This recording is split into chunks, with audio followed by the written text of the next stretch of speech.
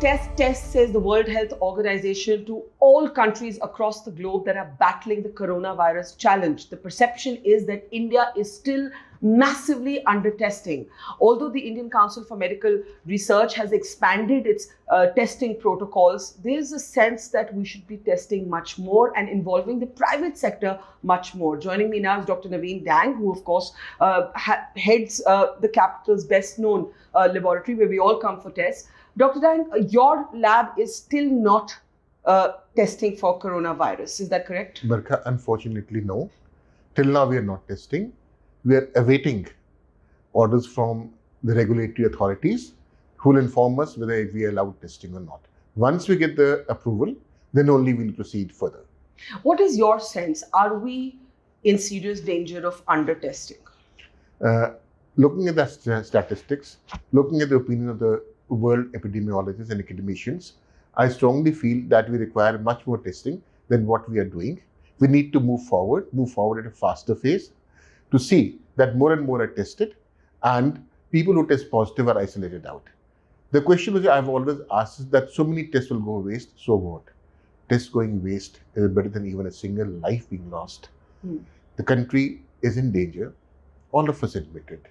And with all humility, I can say that all of us should join hands and move forward to that.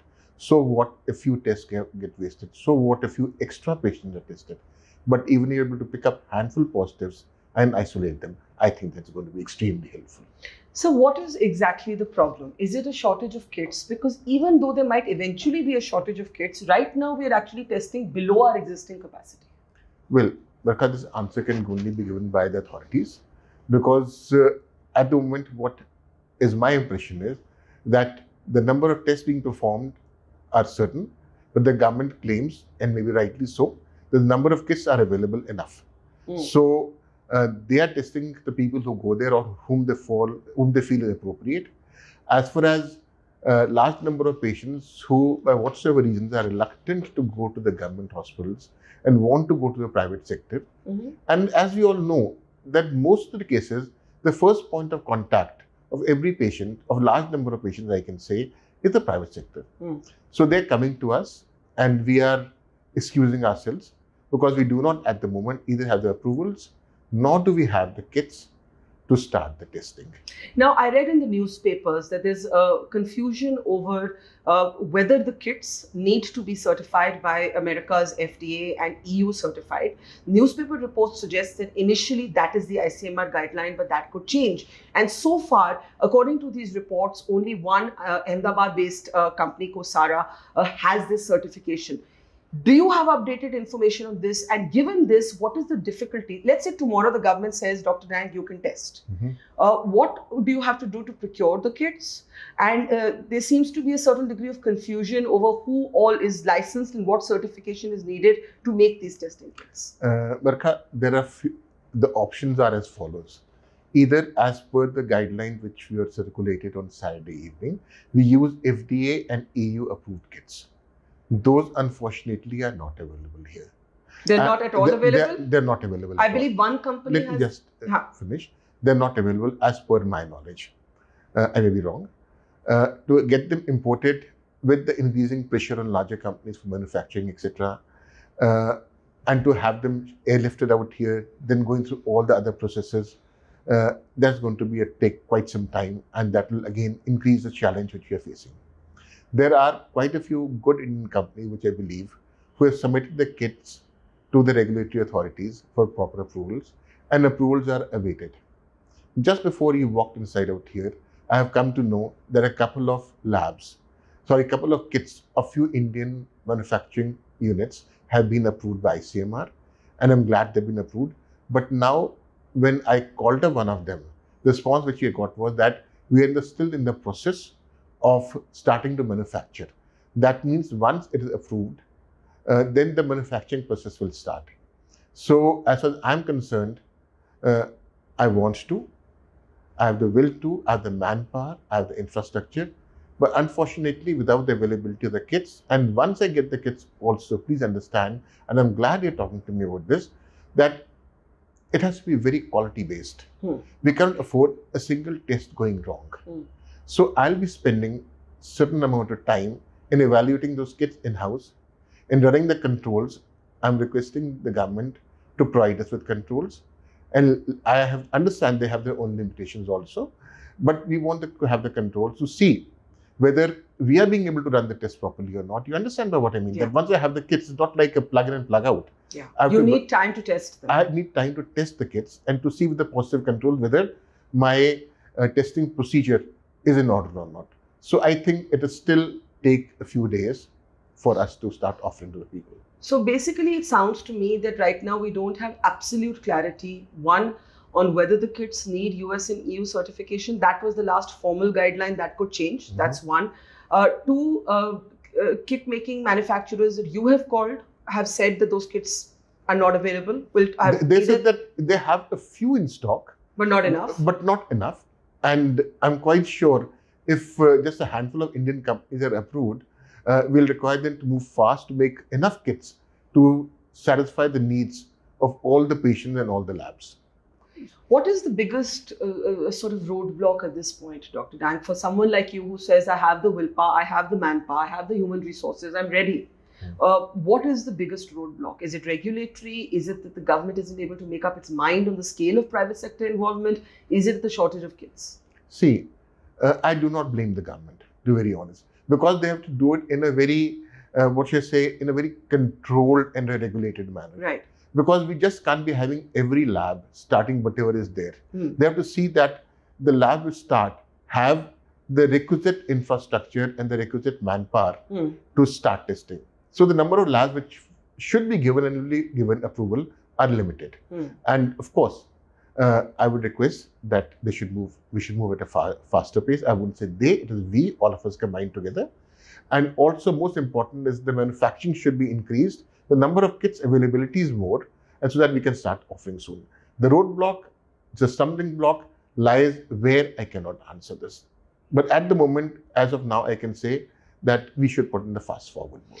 There has been an argument from some epidemiologists that instead of waiting for these kits, which is real-time PCR testing, which as I understand in a layperson's language is a kind of genetic test. Can you first explain what we are testing, what we are using currently? We see, like we know that coronavirus is RNA virus. Yeah. And we look for the RNA. Yeah. That is the presence of the specific RNA of this particular virus present in the nasopharyngeal or oropharyngeal swab the patient signifies or proves that the patient has been infected with this particular virus. Okay. So the methodology used is real-time PCR. Right. We collect the samples with a special swab, and the person who's collecting must be wearing a personal protective equipment, which is extremely important. And again, here I must add that those are also out of stock. So we need them very much in demand because the people who are going to collect the samples need to protect themselves. This is a very important point. Can you elaborate on this? Because even the resident doctors who are at the front line of even government hospitals who are testing had contacted us and said that, look, on the first couple of days, we did not have the protective equipment we needed. They now say they have it. But let's say your lab starts testing and you need to purchase that protective gear. You're saying it's out of stock?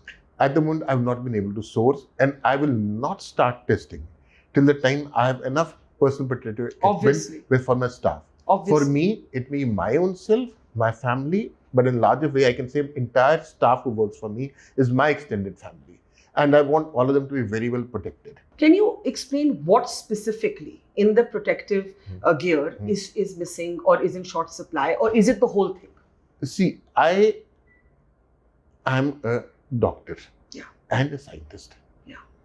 I cannot go hunting for different pieces of equipment and putting them together. Yeah. I want a whole thing. I want whole complete thing. Okay, and one PPE for a single use. And what all is needed in this PPE? In that we have mask, we have aprons, we have gloves, we have goggles, and I think the main ingredients of that. And that are given to a person, and we tell them that go wear this, change once you reach that particular place from where you're going to collect the sample, take the sample, and after that, before taking the sample, after taking the sample, there's certain specific way to roll them, to discard them, put them in certain color-coded bag, and then we transfer it out here. Then we'll be informing, or we inform the waste disposal company, with the vendors with whom we are in agreement with, that we are sending you PPEs which have been used for collecting samples of suspected corona patients. So even PPEs are in short supply. So when you have tried to call to source them, what is the answer that you get? Not available at the moment. It'll take some time to come. So it's simple. If they say not available, there's nothing more we can do beyond that. So again, it's a request to regulatory authorities that along with the kits, the availability of PPEs is equally important for us, because without that, I cannot expose my staff to suspected patients. So how do we move from here? Because I'm listening to you, and here's what I've understood. The kits are right now not available. It's not just about licensing. The government could license your laboratory to test tomorrow. But once it licenses you, you still need these RT-PCR kits, and you still need the protective gear, because you can't expose your staff to testing without it. Have you raised these issues in meetings with the government, with the ICMR, and what response do you get? Barkha, I am again, like I'll repeat myself and say that I'm just a doctor, I'm a service provider.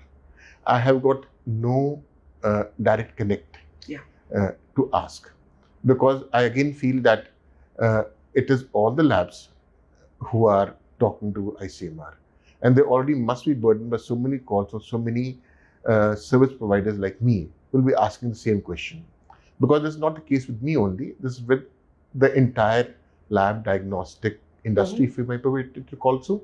So they must be inundated with that, and nobody's having them. One thing I want to ask you is that some epidemiologists have argued, including in interviews to me, that this process of sourcing the RT-PCR kits could be a long drawn one to have enough kits. So we should start looking for alternative ways of testing. And one of those could involve testing for antibodies.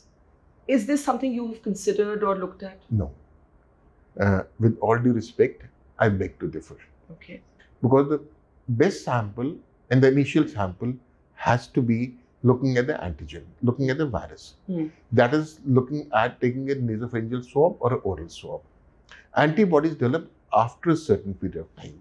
They develop maybe after few days, or it may take even a week, or maybe longer than that. So to tell the patient to wait till the time is not pertinent, is not correct. So antibodies first develop, the IgM antibodies will last for a few days, they'll disappear, and then IgM antibodies will give place to IgG antibodies, which last for a long time. Now, here again is one more crux. None of us have been ever exposed to this virus. When I'm talking about this, I'm going and generalizing that what usually happens with other viral diseases. So, I do not know when will the IgM antibodies appear, how long will they last, when will the IgG antibodies appear, how long will they last, or will they last for a long time, or what the But some science journals seem to suggest that without antibodies testing, you cannot track the population infected in an accurate way. Well, and therefore you can't create the isolation needed. Yes, what they've said is right, in a way that antibodies are required to find out the exposure. Yes. Exposure. Yes. So I'm trying to put in a very simplistic term for you to understand. Presence of antibodies, like we are doing studies in different parts of the country to see the prevalence of certain disease in certain parts of the country, to see how many patients have been infected, and once they're infected by disease, how long do antibodies last. Like there's a certain very well-reputed group which is doing for chikungunya, malaria in Shillong. Because there's one area where they feel it was not there. The prevalence is very less there. They want to see, once the patients get exposed to this particular disease, when do the antibodies develop. On the other hand, the same group is doing the same thing in certain part of North India, where the disease is very prevalent. They want to see that how many of them have been exposed. So don't we need that here? Well, that is a later stage, but at the moment, what is the urgency? The urgency is to protect the patients, to diagnose the patient, to protect the population, So the idea at the moment is that we diagnose, isolate, and move ahead. To look at other aspects is a secondary thing. Okay. I think we're getting so many different expert opinions that lay people like us are very confused. We did ask ordinary people to send in questions for you, Dr. Dang, and these are coming in via Twitter. We have Swati Singh who says, what measures are being taken by the healthcare sector to ensure that there are enough supplies? We have a dearth of PPE, which you just mentioned, ventilators and other essential supplies. And for how long can social distancing work? What after that? What you said is right. Social distancing can work for a certain period of time. Social distancing is okay if we have kind of lockdowns, what we have now. But lockdowns have their own limitations. Like here I must put forward one point to you. My staff staying in Gurugram, they're not being able to commute to Delhi. The roadblocks in the way. The police person are asking them that why are you going out there? If there's a patient, so let's not talk about this particular disease.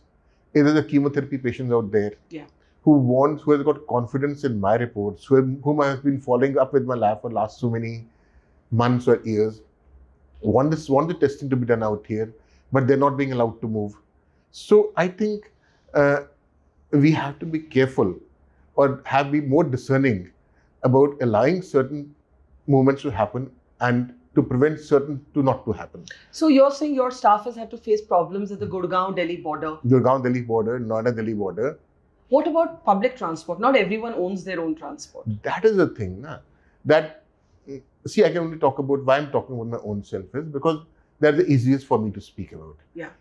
Out of nearly 150 employees which are there, which may be drivers, which may be my housekeeping staff, none of them have their own vehicles. Most of them come by metros. Most of them come by buses. What are you doing now? Difficult question to answer as far as today was concerned. I have those who managed to came. Otherwise, I sent my own car to pick them up. And we've all had to do that actually. Even with our crew and our team, we've had to do that today. I have limited number of vehicles. I'm sending people to pick them up because healthcare facility cannot stop.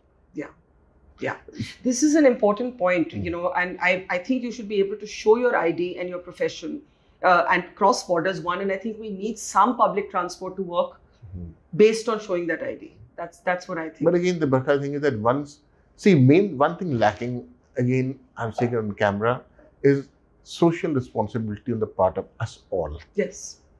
That हमें लगता है that this will not happen to us.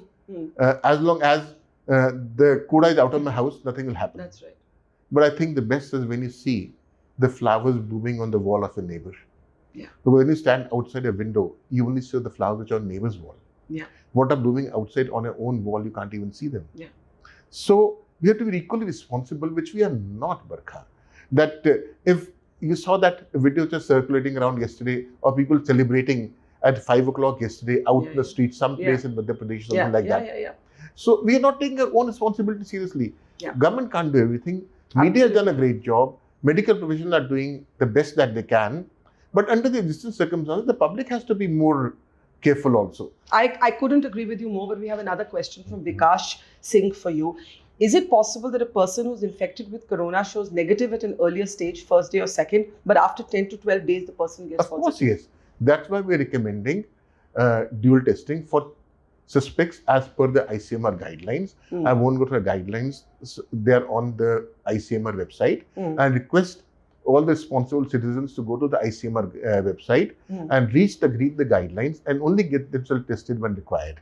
But like I said, the average incubation period is about 5.2, where median has got a median about 5.2 days. So we test negative initially, and you have a history which requires you to be tested. Of course, you have to get yourself retested again. So because the viral load may be too low initially when you are tested. To pick up. So it could be a false negative. Yes, it could be a false negative. Prakash Ratodia has a question. Is it true that COVID-19 being an RNA virus can mutate further and evolve into something more dangerous by the same mutation? What I've read is that it hopefully becomes more benign, but I don't know the answer to this. Barkha, I have no hesitation saying that even I can't answer this. Because we don't know what we do not know.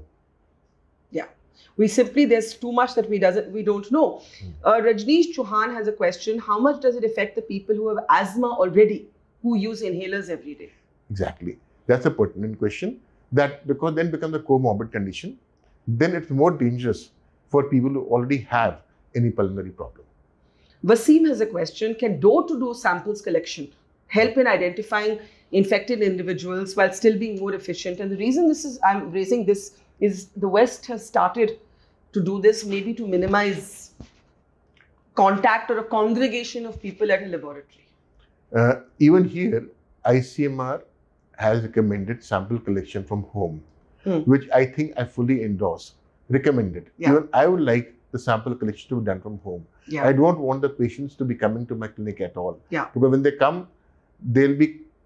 Firstly, of course, I'll have a separate facility for this thing. Yeah. But supposing I land up with 5 suspected patients, I can't be having all of them waiting there at the same time. So home collection becomes the only viable alternative for sample collection, and this I fully agree with. Last audience question, Kamal Handu, how does a common person make sure that the virus does not enter his or her home?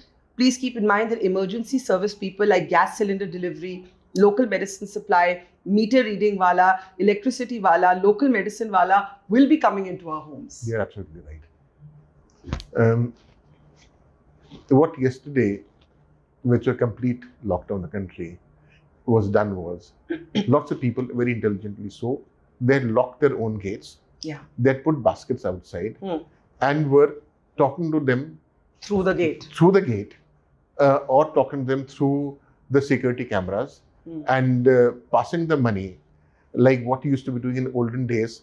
Through the basket, tokri would go up. Tokri would go up and tokri would come down. Yeah. Something like that. Yeah. So people are Indians are very intelligent in lots of ways, and we've got ingenious methods of solving and taking care of problems, and that's the way it is being done. Final question, sir. Many people are saying we have to be ready for the worst. We can hope that it doesn't happen, but we have to be ready for the worst case scenario. We need stadiums, with beds. We need temporary shelters. We're seeing this happen in America. We're seeing in Italy, Spain, hospital place running short. Our ICU beds per population are among the lowest in the world. What's the most urgent thing to do at this moment?